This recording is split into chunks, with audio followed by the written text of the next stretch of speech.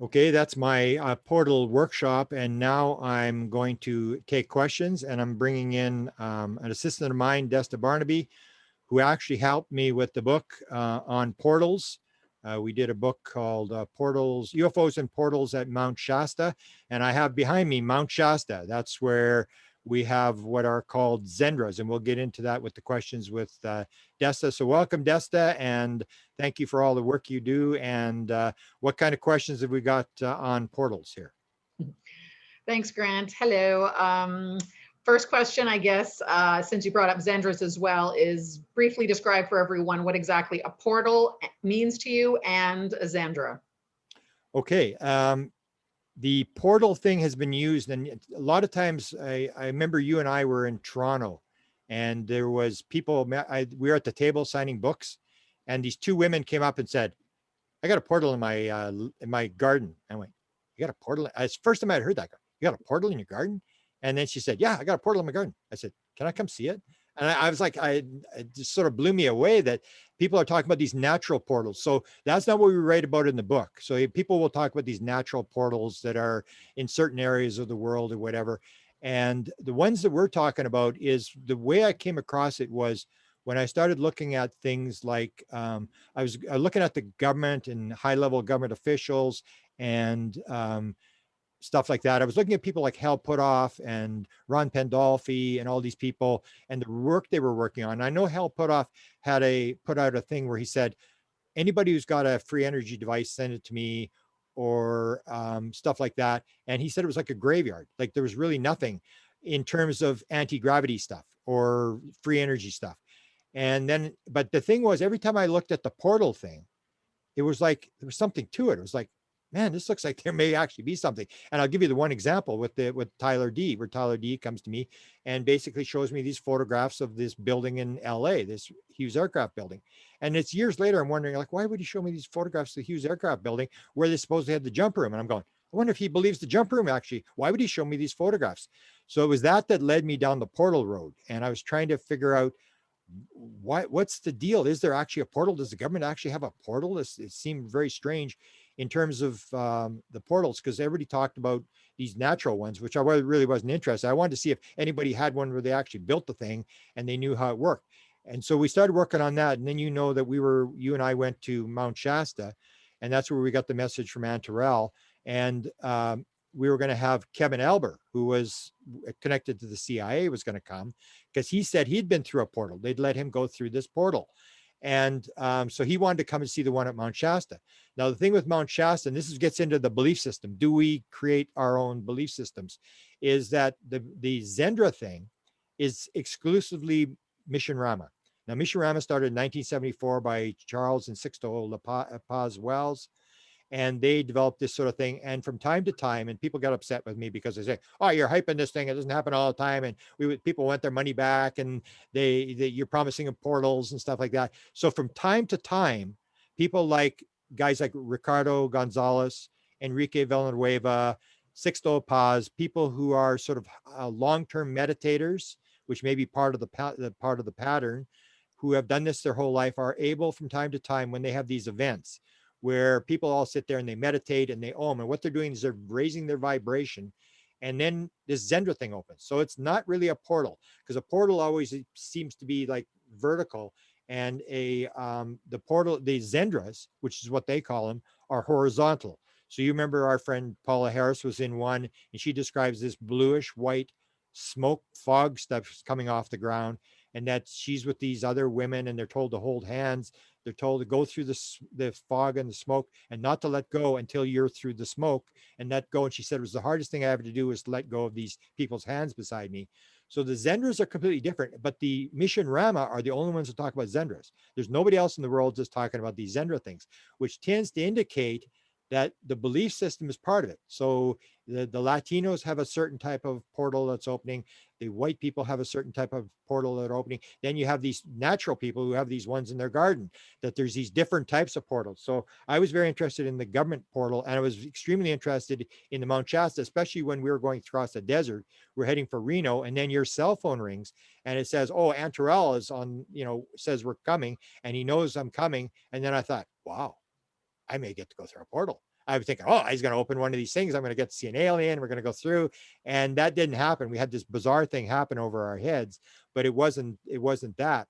So the Zendra thing is pretty predictable, that they can do it, and it seems to be the same sort of description all the time. And there's descriptions of like 110 people, the one in Uruguay 2009, 110 people went through, and they have different experiences. Like when Paula was in hers, she had the one where all the 7 people, so they take 7 people in at a time for whatever reason. It's like this religious thing. They have these different rules and regulations. You raise the vibration, and the portal opens. And what the idea is that you raise your vibration, and then the beings lower their vibration. The portal opens, and you meet in halfway inside this sort of a dome, this white, lit up area. And so when we were there, we wanted to um, experience this, and we didn't. But the 7 people that go in, when Paula went in 2014 and 2015, 2014, she described this very bizarre thing where everybody was having a different experience. Everybody was getting different messages. She was hearing this guy talk some foreign language or whatever. Some other woman was getting another experiences from her life. So it was very individualistic. But I think the mission Rama is extremely important, because when you start looking at these things, it's very common.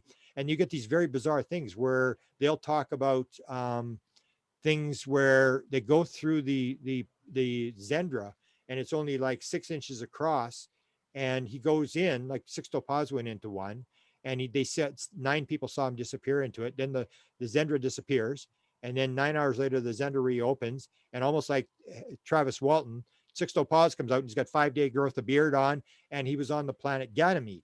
Now that's when it doesn't, you start to wonder, is this a multi-dimensional thing, an interdimensional thing?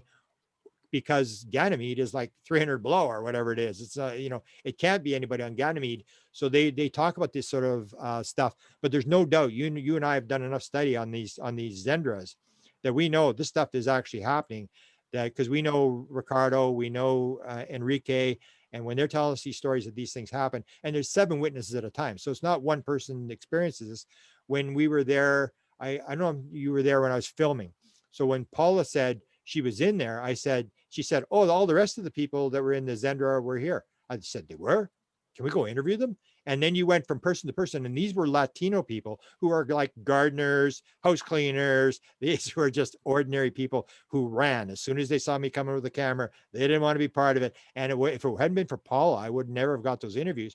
And we said, what do you see? And then they would say, well, I saw this 10-foot guy. He was standing there, sparks coming off his chest, and he had this long hair, and he looked very stern, and he looked like a swimmer. He was all muscular. And then go next person. What do you see?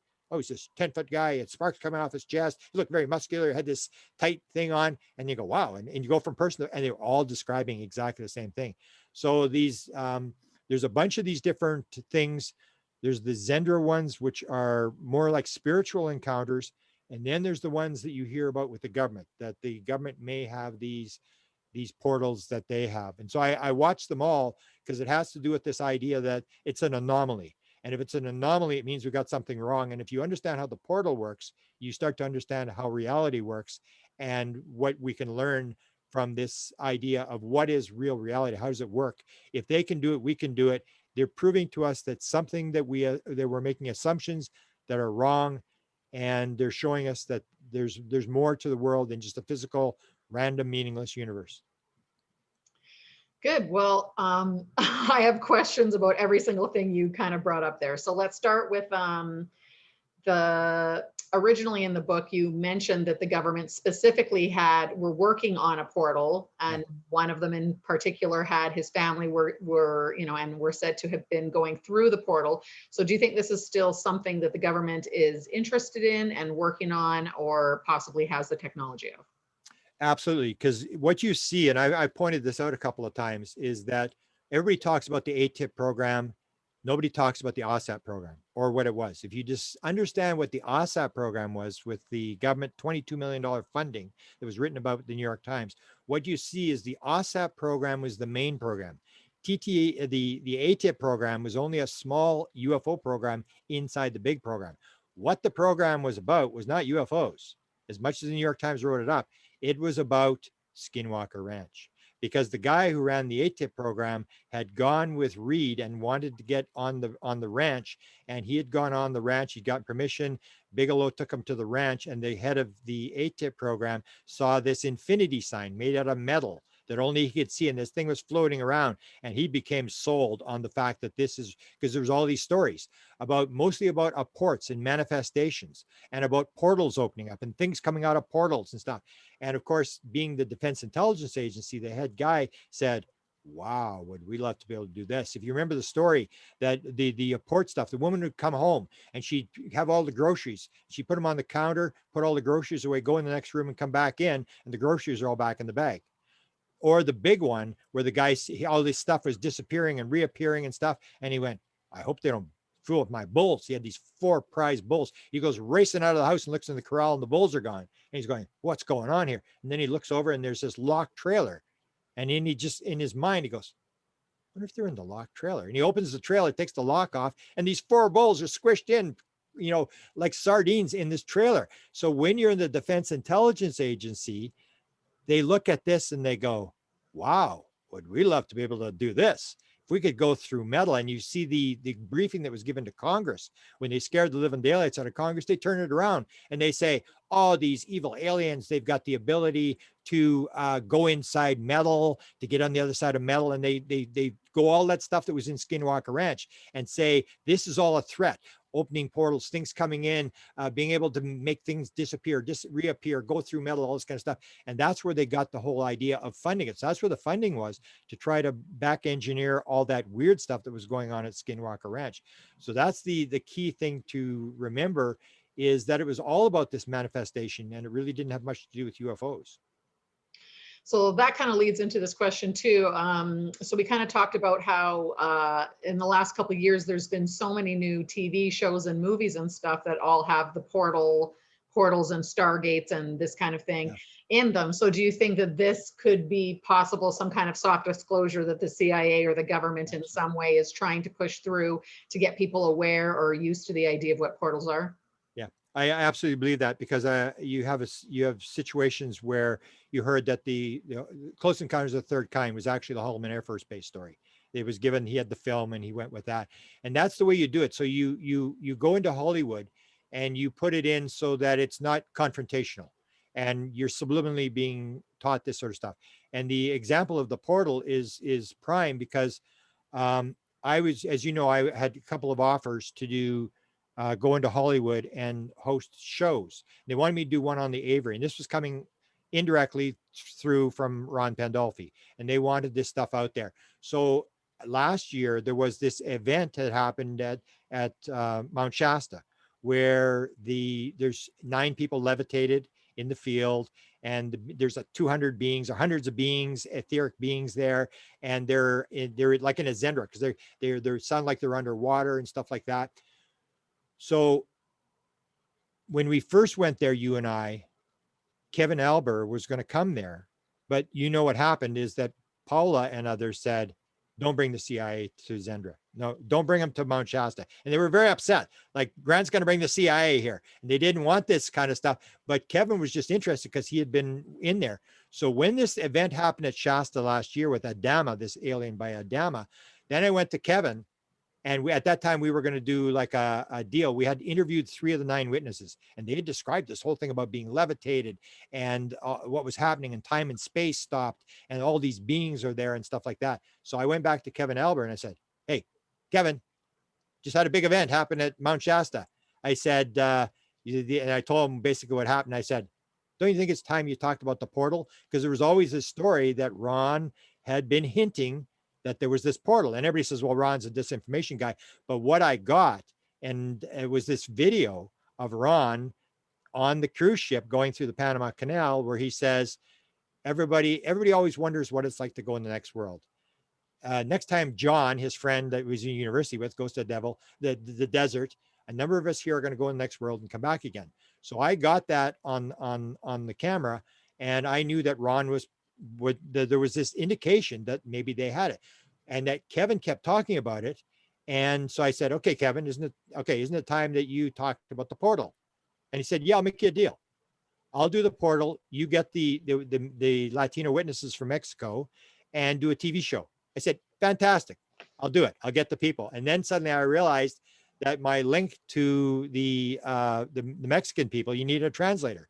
And the person who was in the middle was Katerina, and she had dealt with the Pandolfis, and she said, if they're involved, I'm not involved. And the whole thing fell apart. I guess she must have told them, and they wouldn't talk to us after that. It was like this fear of what's going to happen. But at that point, Kevin was ready to go on camera and tell us what the portal was about. And it indicated they knew something, and they kept pushing it. And I kept wondering if it's disinformation, why does he keep, because he wasn't pushing it directly. He would have a thing on a like a site where nobody ever posted, and it would just be rhymes and riddles, and I would know what he's talking about, but nobody else would know what it was about. And it was like, what are they doing? And so then I came to this conclusion that, yeah, I think they may have, especially when you had things like where they go to, I think it's Costa Rica or Puerto Rico, where John Sillison, this other guy, comes and he gets this actuator out of there. And then they go on camera, and Ron Pandolfi's wife is on there, and she says, John, we got a question for you. Are these actuators theirs or ours? And are they ours? And he goes, no. And then she doesn't hear it. And then they get him to repeat, and no, they're not ours. And he's basically confirming on video that, yeah, he has this actuator and it wasn't made by us, and they open these things. So I'm extremely interested when you start to see all this sort of stuff, and we may not figure it out. We may not get it. I was even in contact with Dan Smith just recently in the last couple of weeks, and I went through this whole thing again, and he confirmed again, yeah, this idea of the portal is still out there. And to me, it's extremely important, the portal, because it goes into this whole thing about how does reality work, that it may all be here, it all may be now, that they aren't coming from anywhere. They're popping in and they're popping out, and it may all be in this one spot in the universe. There is no time and space. There's no past and future, that sort of stuff. And the portal thing rips apart the idea that they're coming here flying through space past the speed of sound on big giant flying saucers or motherships and stuff like that. So going along with that, then too, we were going to, when we were in Shasta, and Kevin Elber was going to bring us somewhere in the mountains. Yeah. I can't remember where in California to see a natural portal. I guess the question then is, so do you think that the beings, so of course in the Zendras, the beings or the aliens are the ones that are helping actually manifest these portals to be able to communicate with us. So if there is these natural portals that even people like this Kevin Elber knows about that are in the forest, then, and you're saying about the actuator, and they're trying to, weren't something about the story, they were trying to deliver it to Trump a couple of years ago. Moving, the one off the coast of Georgia, they were moving up to New York City, and they implied it was Trump. Yeah. So do you think that the beings are even responsible for making these natural portals? And is the government then looking at these natural portals, since Kevin knew where one randomly was in the middle of the forest in California? And are they somehow getting information or trying to back engineer or copy it or something? Like, what is the link between the natural ones and the aliens and these man-made ones? Well, that's what I'd like to see. So if anybody's watching the broadcast and they've got a natural portal, Desta and I would love to go through one. I really don't know, because the thing that I got the impression very definitely was the fact, and I think even Ron Pandolfi's wife talked about this, that you just don't go through. You need permission from the other side to get through. That you can't just walk through the portal and come back out. They actually allow you in, and it's almost like a cleansing thing, that unless you're ready to go through and you're in the right state, you're not getting through. So that's the difference between these two portals. But I have never had, I've had lots of people talk about them, but I've never seen one of these natural portals where I could actually evaluate it. I hear all these stories, and then I say, take me to it, and then I never get to see it. So the natural portals seem to indicate that there may not be a gatekeeper on the other side, or maybe the people find it because they're open to it and they're spiritually ready to go or whatever. I'm not sure. That's part of the story I've never followed, is the natural portal end. But the other one, just the more I look at it, the more it seemed like there was. And the same thing happens, I guess, with the Zendras, that the Zendras aren't opened. And remember, there was events, you've probably been at events, the Mission Rama events, where I think you were one in Crestone, where Ricardo comes down and says, they're not coming tonight. the people weren't ready. And it's this whole idea that you've got to raise the vibration. So that's why I was sort of upset. Like sometimes when you go to these Mission Rama events, there's people with lasers and it's like, this is the idea. You're supposed to meditate. You're supposed to do I mean, you play the game. I mean, if it works, maybe you think it doesn't work, but people are out there to entertainment. They're looking for sky watching or whatever, instead of getting this meditation, this oming thing, which is the idea, the same as we did in contact modalities, where you have drumming or dancing, where you're trying to raise it, or in seances, where in seances, what they do is they sing. And you're supposed to be very jovial, because they were sitting there trying to meditate. If you remember the Toronto experiment, where they're trying to meditate for a whole year and nothing happens. And then the one time someone says, well, let's sing. And they're singing the Drunken Sailor thing, and they're all singing, and suddenly, boom, this being appears on the table, and then they start making, and that's this idea of vibration, that everything is vibration, and you raise the vibration. So I'm not sure, hopefully someone will come to us with this broadcast and give us a natural portal but I'm sure the government is watching it. That's what people don't realize. Everybody thinks, oh, the government's these evil guys and they've got all this stuff or whatever. People don't realize the government has nothing. The intelligence has nothing. They've got to watch the people who are having the experiences. That's where they get the intelligence from. So if you're like Chris Bledsoe and you have a very high level of contact, you can bet that they're going to have his phone tapped. They're going to have everything. They're going to be figuring out, how does he do this? And if you are talking about portals, they're going to want to know, just as they offered to come to Mount Shasta. I'm sure Ron said to Kevin Albert, go and find out what's going on. We've never heard about these portals before, and go in there and take notes and find out what's going to happen, because they're trying to figure it out. And that's the whole thing. I think Ron had even said at one point, because we cannot control the phenomena, we resort to watching who the phenomena affects. And that's where we're so important, in the fact that you're on the leading edge. So if you're psychic or whatever, they're going to try to tap in. They're going to try to figure out what you're doing. And because they're trying to figure it out as well. And the intelligence isn't talking to them. So what choice have they got but to tap your phone? Or even I had the thing with the experiencer where remember Betty Andreasen had all this high level contact, but her husband was saying, oh, they're watching me. They're the government. They're watching me. And then he would do things and he knew they're on the computer, and he's following these things with the government and stuff like that. And I said, let me ask you a question. Did Betty ever get downloads or plans how the flying saucer? Oh yeah, they're in her book. She's got all these things. And I said, well, are you surprised they're watching you?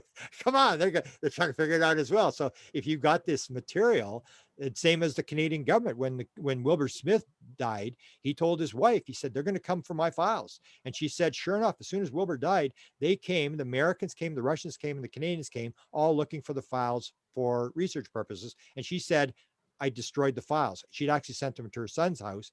And then she said, that's when the break-in started. And you could tell they were looking for something. They didn't steal anything. The house was being broken into, but they didn't get anything. They were looking for the files. So that's the thing, is I think the government is working on this feverishly. Or even if you get Kit Green comes to John Burroughs. And this is what sort of disturbs me about right now. There's this sort of discussion about the whole, what does the government know? And they haven't gotten into even the UFO community. There was a program, according to Politico, according to the national security guy from Politico, he said the government had run a program, Defense Department had run a program on interdimensional travel, that they may be here now, just in a different here and now. And nobody picked up on that. Everybody's just worried about, all this other stuff. And I'm going like, this is actually described. I described it in the lecture, where Kit Green comes to to Peniston, and Peniston says, what are you doing? I want to know what you're doing. Why do you need my DNA? Why do you need my fMRI? And he says, well, it's about propulsion. He said, come on, baloney. You think I'm stupid? What do you mean propulsion? That's not propulsion. And he said, well, maybe I'm using the wrong word. We're trying to find out, how is this move interdimensionally? How does this thing pop in and pop out just as easily? And that's the whole thing. So they're looking, there was 8 people financed by the Defense Department, headed by Kit Green, and program was being run by Bob Bigelow, and nobody's picked up on that the government actually worked on this interdimensional portal thing, and that there was a program, and it's been admitted to, and everybody's scrambling around all this other stuff because they're interested in technology, and they're interested in threat and stuff like that. And they're missing the whole point, that there was this program on interdimensional, which changes the whole thing. If they're interdimensional, good luck trying to shoot them down. I disagree with Stephen Greer, where he says, oh, they're shooting these things down. you ain't shooting anything down, man. There's no way they're shooting this stuff down. I mean, it's pop in, pop out, or even with people have UFO sightings, they'll say, "Oh, I had a UFO sighting," and I say, "Hey, so what was it doing?" And they go, "It wasn't doing anything. It was just there, and then it disappeared, and it's popping in, it's popping out." And that's where it starts to change the whole environment. That's why portals are important to study, and why we need to understand that it's not the physical world people think it is, where you have Linda Howe. We have the one with Linda Howe with the cat coming out of the portal. Ron Johnson saying the beings came out of the portal. There's 20 aliens on the other side of the portal, and they came in. You see this over and over again, and it means something. These people are not lying. They're describing something that if we can understand, we're going to understand not so much technology, but the fact that there are other levels of reality. And then when you die, it's not the end of the world, that you may end up in one of these other levels of reality, that we are being interacted by something that is not as physical as we are. And it's trying to tell us the world is not as physical as you think it is. It has these interdimensional, multidimensional, vibrational differences, and it's a different world than what you think it is. Good. So you mentioned about Sixto Paz Wells was in the portal at one time. I think that was in Peru, one of his times when he went in Peru and came back out, of course, only, momentarily after in our reality, but he came back with 6 days worth or whatever it was of beard growth. So so that obviously has something to do with time not being the same on this side as it is on that side. So what's your explanation? What do you think was happening in that situation? Yeah, well, that's where time comes down. We're going to do an interview. You and I are doing an interview that's coming Tuesday with Chase, and Chase had the DMT experiment. That's where you start looking at all this stuff is connected. And he's done these, he's an AI specialist, and he's fascinated in DMT because he's had these experiences, because he's a very busy guy and he can't do the psilocybin. He's doing the business guy thing, the 15-minute DMT thing. But he describes this experience that we'll talk to him about on Tuesday, where he says, I lived all these different, thousands of different aspects of this life, almost like different timelines. And I lived them all thousands of these timelines, all in 5 minutes.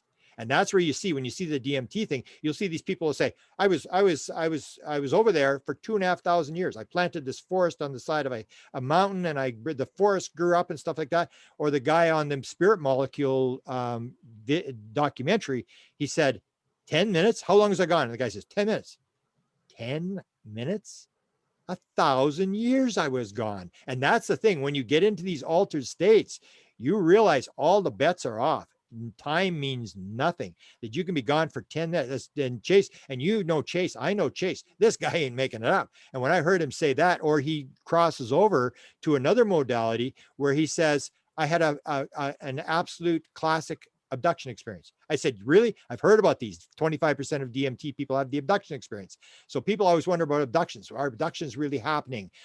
Or is this an altered state? And this seems to indicate it may be an altered state, because if you're doing DMT and you're on a table with aliens and you're being explored, you're not being abducted. This is something else is going on. You're lying on a couch 10 minutes into this experience. And so I said to him, I said, well, what were they doing? And he said, well, they were working on my head. You hear this all the time. They opened up my head. They were putting an implant in my head. I could see their arms, but I couldn't see the beings. But he said it was classic abduction experience. And that's when you see this crossover, that when you get into these altered states of reality, whether it's DMT, whether it's portals and stuff like that, all the time disappears. Same as the Zendras. That's the first thing they described. These 9 witnesses, they said, time and space just seemed to stop. It was just really weird. We didn't know. I said, how long did it last? They said, we have no idea. It could have been a couple of hours. They said they had no idea how long the thing had lasted. And that's what we're making these assumptions. There's time, there's space, there's physical, there's all this kind of stuff. And what I was told in my download experience is, you ain't got a clue. Everything is not only wrong, it's exactly the opposite. You're just arrogant and ignorant, and you think you know how it goes. You have no idea how this thing works. And that seems to be the answer, is that the more you look at it, I think you would agree, the more you look at it, the more you question, the more complex it gets. It just gets weirder, almost like David Bohm talked about quantum physics. And he was into this thing about the implicate order. Everything's in the implicate order in this altered state. And it just comes in here, it pops in here, but you can't really touch the implicate order. And he said at one point, they were on the thing about quantum physics. He says, when they figure out quantum physics, when they figure out all the rules of quantum physics, There's just another level below that. And they all went, no, no, no, there isn't. And I think that's true. It's just another level, another level, another level. And the more you look at it, the weirder it gets, the more complex it gets. And we're just ego driven. We think we've got it all figured out. And for time being, we can make technology, whatever, almost like we did with quantum physics. We didn't look at the philosophical implications of quantum physics, but we did have a lot of technology that was developed from it. So that's all we're doing. We're in this material world, and they just ignore all the important stuff and build technology. But the warning we're getting from the experiencers is this idea that, or like um, Emily Trim, who's from Hamilton, the one of the Ariel School kids. That's what she had. She was getting the download at the Ariel School, and she was getting the technological downloads, this rapid image, these RIM images that are used. It's a contact modality that the Bankston method uses. These images are popping into her head at a rate of, I don't know, 100 a second into her head. And they were all technological images. And the last one was this giant sort of explosion. And she said, well, it doesn't really mean the world's going to end. But what they said to her is, you have technology, but you could do better. And this idea that we could actually wipe ourselves out with technology or environmentally. And that's where we got to tap in, that people that are in the field, people who have these experiences, are bringing back important lessons if we stop long enough to listen to them and try to figure out what exactly is happening. Thanks, Grant. We only have 1 to 2 minutes left. So is there anything maybe you can say that's new about portals that you've heard about since you've written the book and done these lectures? Well, I think I've learned that it's more serious in terms of their research, especially this thing with the program, this defense program that seems to have been admitted. And I can't believe why nobody's sort of picking up, especially when it was in Politico. The guy from Politico actually had it in his article, and that would, if you, instead of going after the idea, because what we're doing now is we're going to do the same old thing. It's like, we need money to study UFOs, and they're going to give them a pile of money, and they're going to go, okay, how many green ones are there? How many red ones are there? How many fast ones, slow ones? And we're going to start in 1947 again. And if you've had an experience, I've had experience, it's like, give it up already. They exist. Let's get beyond that and let's get to the next stage. Why are they here? And what's this interdimensional aspect? That's where we got to go, instead of going back to this idea of nuts and bolts, that there's a pattern and we can pick up the pattern, and these color mean this and this color means that. The important stuff is the weird stuff that the experiencers are reporting. Loss of time, matrix reality, portals. That's the kind of stuff where you start to realize there is a spiritual aspect to that. And that's why I always conclude when I say to people, whatever I've learned in 46 years, I know this for a fact. Whatever this phenomena is that we're dealing with is way less physical than you think it is. It's way more spiritual than people think it is, which is really going to annoy some people. As I said, it's the secular scientists that are going to be scrambling and fighting over the cyanide pills. The spiritual thing is really going to upset people. And it is at least 1,000 times more complex than people think it is. And in the end, the other thing that'll annoy people is I think it does not have a hint of capitalism. None. This is all about oneness. This is all about people being connected, being conscious. It's all one thing. So that's my summation. It's less physical, more spiritual, 1,000 times more complex, and it is this hive mentality. It's this idea that we're all working together as cells in the body. We're all trying to make the universe into a bigger, better, more magnificent place. We're all to work together, and when we don't work together, it's like the cells all deciding they're going to do their own thing, and the cancer breaks out, and the body dies. We have to work together. That is the oneness. Is 54% of all experiencers. Oneness is the ultimate message. We have to realize we're all one. We're all the same thing. There is no separation. Thanks, Grant. Thank you.